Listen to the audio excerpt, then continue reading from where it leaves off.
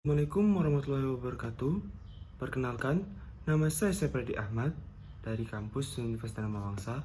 Saya menduduki kelas semester 7 tingkat 4 jurusan Administrasi Publik di Fakultas Ilmu Sosial dan Ilmu Politik. Hubungan Indonesia dengan Korea Selatan berawal dari ditandatanganinya hubungan kenegaraan tingkat konsuler pada tahun 1966.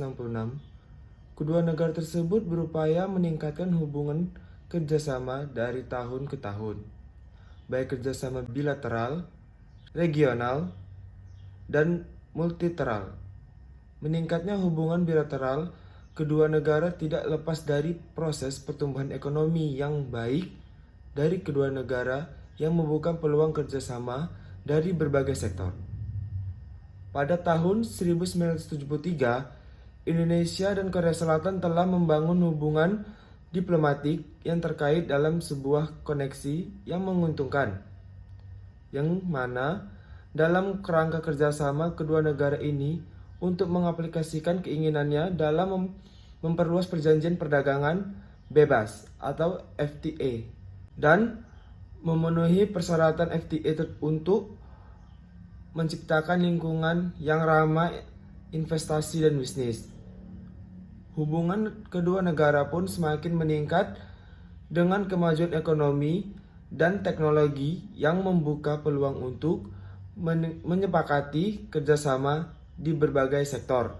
Hubungan bilateral antara Indonesia dan Korea Selatan berkembang baik tiap tahunnya, dengan serangkaian kunjungan yang dilakukan oleh pemerintah Indonesia dan Korea Selatan. Kunjungan ini berlangsung pada tahun 1975 dan terus berlangsung pada masa pemerintahan selanjutnya. Pada masa pemerintahan Susilo Bambang Yudhoyono, kunjungan yang dilakukan Presiden SBY pada tahun 2006 menjadi awal kerjasama kemitraan strategis Indonesia dan Korea Selatan. Beberapa kunjungan antara pemimpin pada masa pemerintahan SBY diantaranya yaitu yang pertama, kunjungan kenegaraan Presiden Lee Myung-bak pada bulan Maret 2009. Yang kedua, kunjungan Presiden Susilo Bambang Yudhoyono ASEAN Rock Commemorative Summit pada Juni 2010. Kunjungan ketiga yaitu Presiden Susilo Bambang Yudhoyono G20 Summit pada November 2010. Keempat, kunjungan Presiden Lee Myung-bak Bali Demokrasi Forum pada Desember 2010. Kelima, kunjungan Presiden Lee Myung-bak pada ASEAN Plus 3 East Asia pada November 2011. Yang keenam, kunjungan Presiden Susilo Bambang Yudhoyono Nuclear Security Summit pada Maret 2012. Yang ketujuh, kunjungan Presiden Lee Myung-bak di Bali Demokrasi Forum pada November 2012. Untuk mewujudkan kerjasama ekonomi, maka kedua negara membentuk kesepakatan dalam kerjasama kemitraan strategis, yaitu dengan dibentuknya Joint Task Force on Economic Cooperation atau GTV-EC, menindaklanjuti deklarasi bersama kemitraan strategis Indonesia dengan Korea Selatan pada tahun 2006. Dalam bidang kerjasama ekonomi, dibentuklah Indonesia-Korea Joint Task Force on Economic Cooperation atau GTV-EC yang bertujuan untuk meningkatkan hubungan kerjasama yang saling menguntungkan dan mewujudkan kerjasama ekonomi dan FDI kedua negara.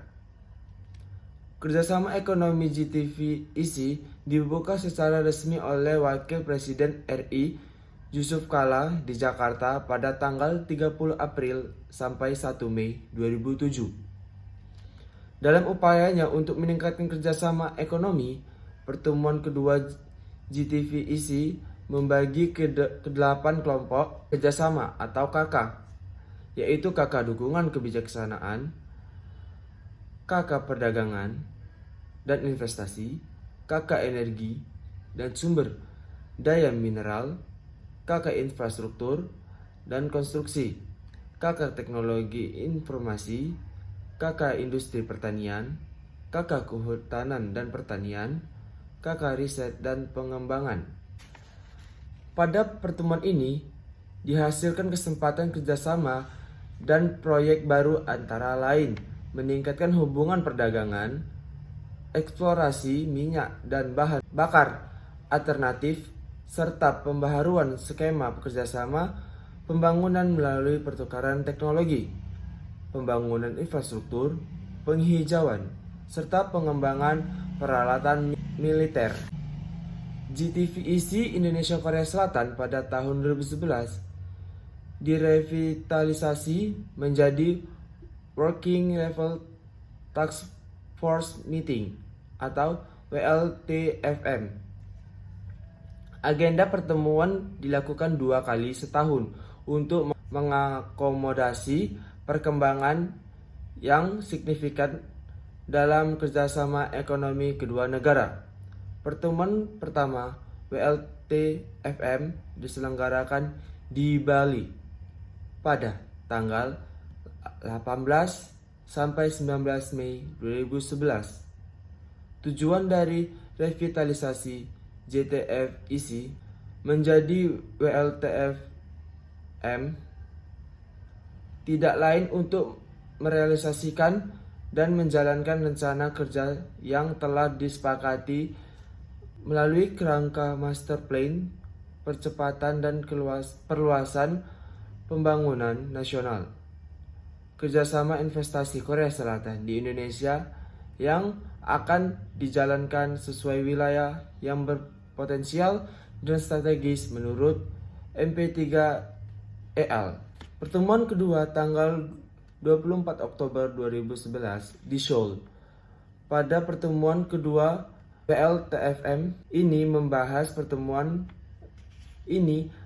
penetapan pencapaian target volume perdagangan, yang mana dalam pertemuan ini Indonesia dipimpin oleh Deputi Bidang Kerjasama Ekonomi dan Pembiayaan Internasional, dan Korea Selatan dipimpin oleh Deputi Minister for International Affairs, Minister of Knowledge.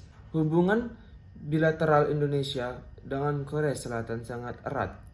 Kedua negara sadar akan potensi yang dimiliki masing-masing negara yang terkaitan dalam sebuah koneksi yang saling menguntungkan. Indonesia dengan sumber daya alam yang melimpah dan pasar domestik yang luas dan aktif, saling melengkapi dengan Korea Selatan dalam hal modal dan teknologi. Perdagangan merupakan sektor penggerak pertumbuhan dan daya saing ekonomi. Perdagangan dan investasi adalah wujud dari kerjasama bilateral Indonesia dengan Korea Selatan dalam bidang ekonomi. Perdagangan tersebut diwujudkan dalam aktivitas ekspor dan impor yang menjadi faktor penting kerjasama ekonomi. Menurut data statistik yang disusun oleh Biro Pusat Statistik Indonesia, dapat diketahui Korea Selatan adalah salah satu negara tujuan utama ekspor Indonesia. Nilai ekspor Indonesia mulai mengalami peningkatan pada tahun 2006 dengan nilai ekspor 7.693,6 juta US dollar dan terus meningkat pada tahun 2011 dengan nilai ekspor 16.388,8 juta US dollar. Ekspor utama Indonesia ke Korea Selatan terdiri dari gas alam atau liquid natural gas atau LNG, minyak mentah, barang-barang perkayuan, logam non-ferro, barang-barang dari produksi minyak mentah. Mungkin dalam pembuatan video ini ada salah atau kekurangan. Saya mohon maaf. Sekian saja presentasi yang saya lakukan pada video ini. Wassalamualaikum warahmatullahi wabarakatuh.